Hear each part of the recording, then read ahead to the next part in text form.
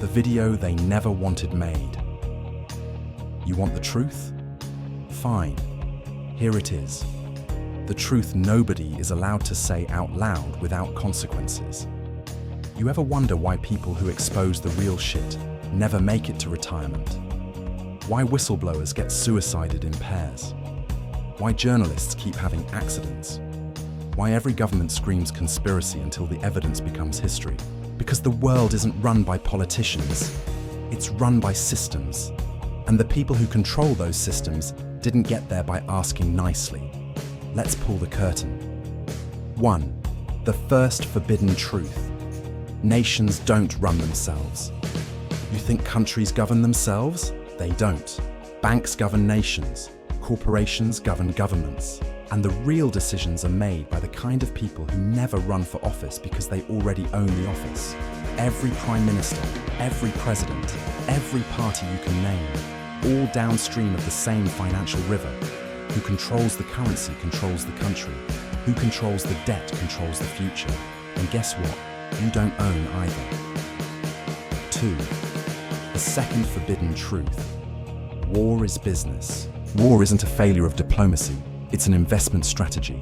Oil giants, defense contractors, intelligence agencies. They don't wait for conflict. They create demand. The Middle East didn't fall apart. It was dismantled. Africa didn't struggle.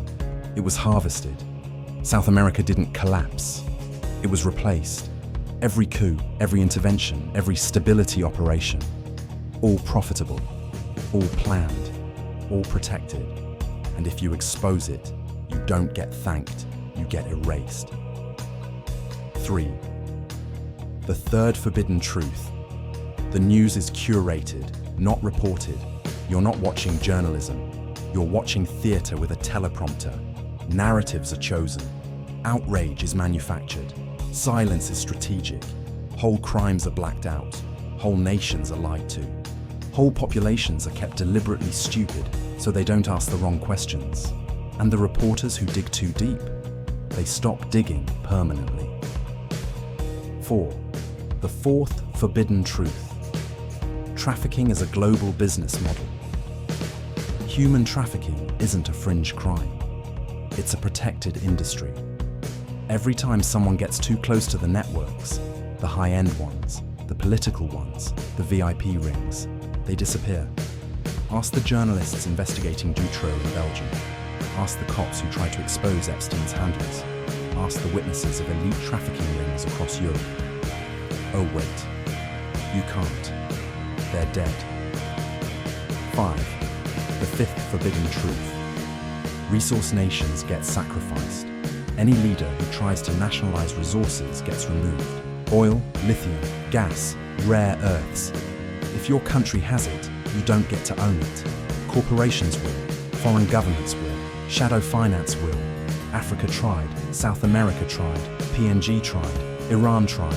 Every single time, they paid the price. 6. The sixth forbidden truth. The deep state isn't a theory. It's bureaucracy with no oversight. Intelligence agencies with no leash. Contractors with no morals. Private security with no accountability. They run black budgets, off-book operations, foreign coups, domestic psyops. These people don't retire. They vanish. Or you do. 7. The seventh forbidden truth. The internet is surveillance, not freedom. Google tracks you. Apple profiles you. Meta categorizes you.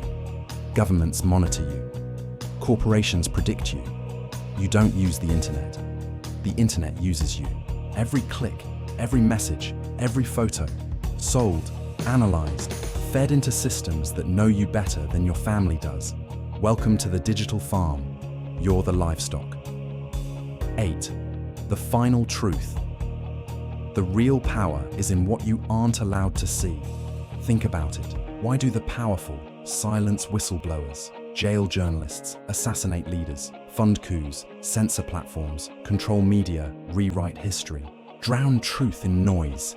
If everything is innocent, because truth is dangerous, not to society, to them, the people who profit from your ignorance.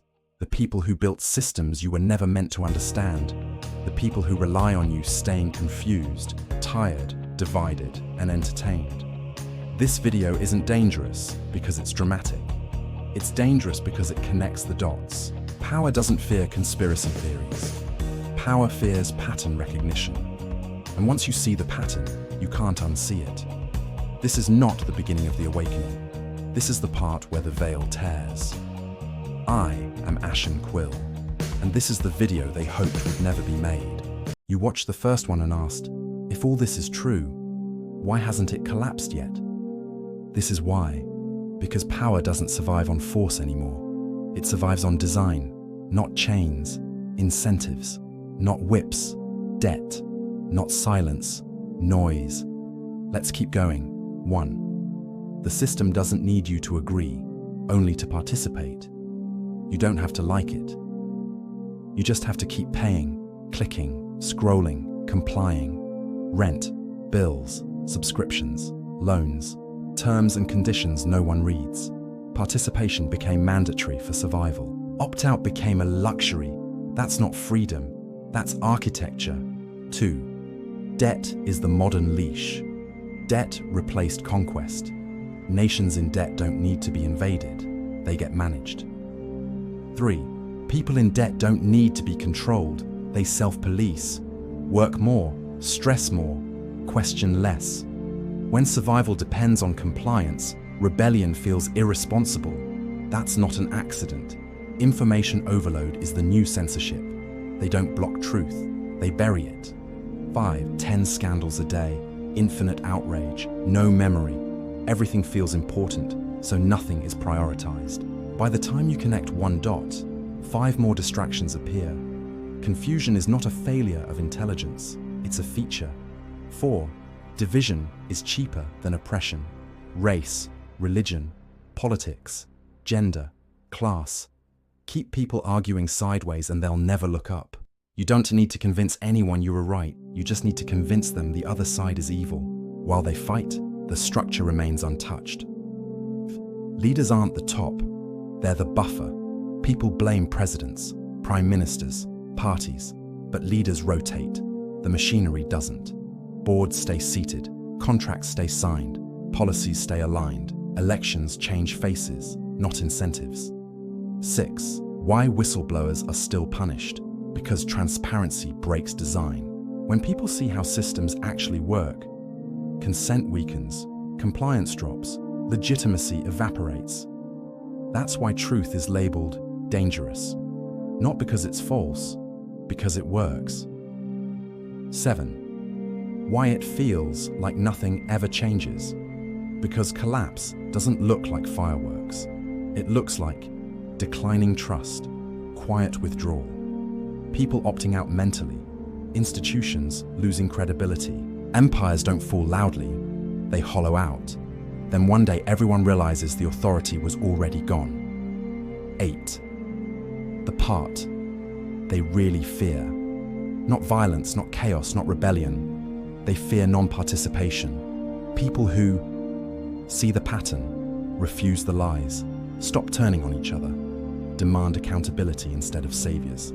That's how systems actually end. Not with a hero, with clarity. This isn't a call to burn anything down. It's a call to see clearly. Because once enough people understand how the game is built, it stops working. I'm ASHEN QUILL. And this was the second video they never wanted made. The video they never wanted made, 3. How it actually ends. You've seen the pattern. You've seen how it holds. Now comes the part nobody explains properly. How it actually ends. Not with chaos, not with a hero, not with a single dramatic moment. With erosion. 1. Systems don't fall. They lose legitimacy. Power isn't real unless people believe it is. The moment trust evaporates, authority becomes paperwork. Rules become suggestions. Narratives stop landing. This is how empires really die. Not when they're attacked, but when people quietly stop taking them seriously. 2. Participation is the fuel every system runs on inputs. Labor, attention, belief, consent, money. Remove enough of any one of those, and the machine stutters. Not rebellion, withdrawal. Not rage, refusal. Not violence, clarity. 3. Why they push distraction harder. As trust drops when legitimacy fades, spectacle increases. More outrage, more culture wars, more emergency narratives, more choose a side. Noise isn't strength, it's compensation. The louder it gets, the weaker the center already is. 4. The quiet phase. Nobody notices. This is the phase we're in. People disengaging mentally, institutions losing credibility, rules followed out of habit, not belief, compliance out of exhaustion, not respect. On the surface, everything looks normal. Underneath, nothing is solid. 5. Why saviors never arrive. People wait for leaders to fix systems that elevate leaders. That's the trap. No system collapses from the top. The top is the last place invested in change. Real endings come from decentralization, transparency, shared accountability, people refusing to be managed like resources. No throne falls because someone asked nicely. It falls because it no longer makes sense. 6. What replaces it isn't perfect. It's different. There is no utopia waiting. What replaces broken systems is always messy, uneven, unfinished, but more honest. Smaller structures, local accountability, fewer intermediaries, less mythology, not perfect, but real. 7. The part. They can't stop. You can censor speech. You can manipulate media. You can intimidate individuals. You can't stop. Pattern recognition, shared understanding, people comparing notes, collective memory. Once the illusion breaks, it never fully reforms. 8. This is not a call to burn anything. It's a reminder. Systems don't own you. They borrow your participation. And borrowed power expires when people stop renewing it. This isn't the end of the world. It's the end of a way of running it. I'm ASHEN QUILL. And this was part 3. The part where you realize nothing dramatic has to happen for everything to change. The video they see coming, part 4. What comes after if you were waiting for a clean replacement, a perfect system, a finished blueprint, stop. That's not how this works. What comes after isn't a reset button, it's a rebalancing. 1. Nothing collapses into nothing. When large systems weaken, smaller ones grow. Centralization gives way to locality. Mass authority gives way to layered responsibility. One size fits all starts failing, so people build what fits them. That's not chaos, that's adaptation. 2. Power shrinks to the shape of trust. Authority stops being automatic.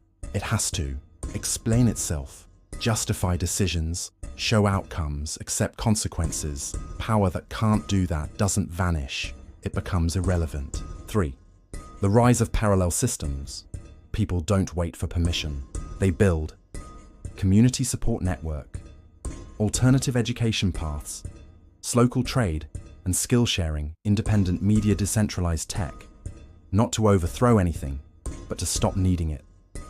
This is how old systems get bypassed, not attacked. 4.